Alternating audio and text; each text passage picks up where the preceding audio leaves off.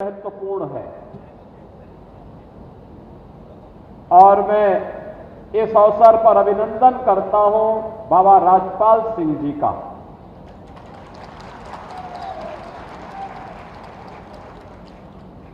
जिन्होंने अपनी 32 बीघा लैंड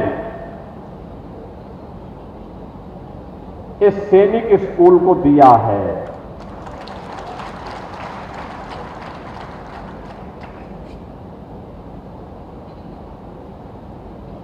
यह है जीवन की साधना राष्ट्र को समर्पित। बाबा राजपाल सिंह जी ने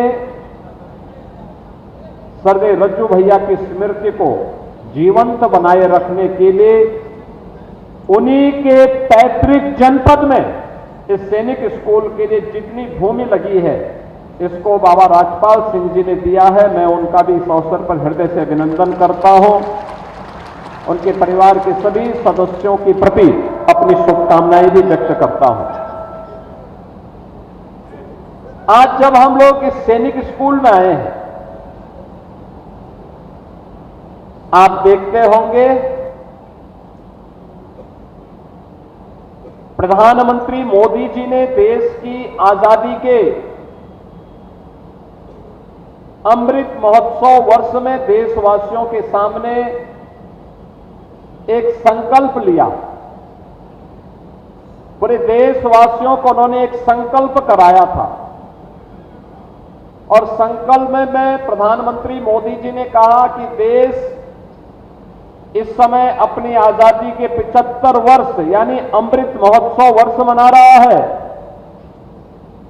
लेकिन भारत को अभी से अपनी आजादी का शताब्दी महोत्सव की तैयारी प्रारंभ करनी चाहिए। यानी 100 वर्ष जब भारत की आजादी के होंगे तब हमें कैसा भारत चाहिए, ये संकल्प आज हमें लेना होगा और उसके अनुरूप आचरण करना होगा।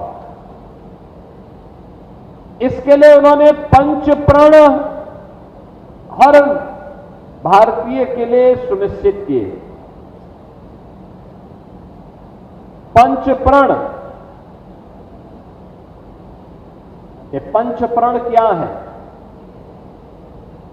उन्होंने 5 प्रकार के प्रण देशवासियों को दिलाए कि 5 संकल्प हर नागरिक के लिए आवश्यक है।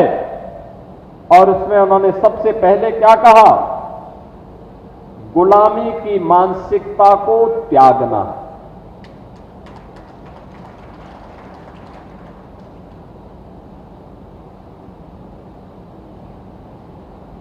यानी गुलामी की मानसिकता जब तक हमारे मन में बनी रहेगी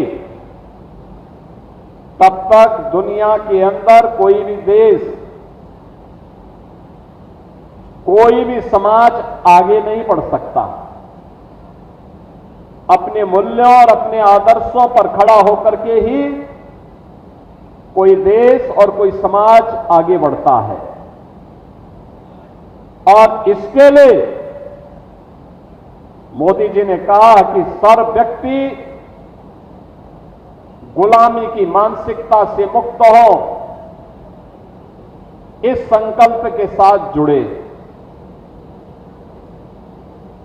उन्होंने दूसरा जो प्रण देशवासियों के लिए सुनिश्चित किया